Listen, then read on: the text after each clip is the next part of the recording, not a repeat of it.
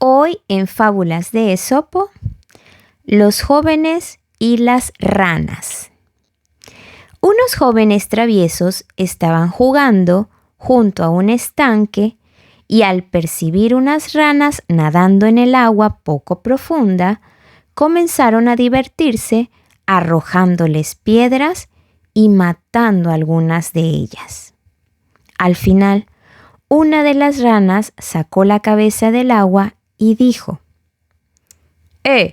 parad, parad, os lo suplico. Lo que para vosotros es una diversión, para nosotras es la muerte. Moraleja: lo que para unos es diversión, para otros puede ser sufrimiento. Hasta mañana.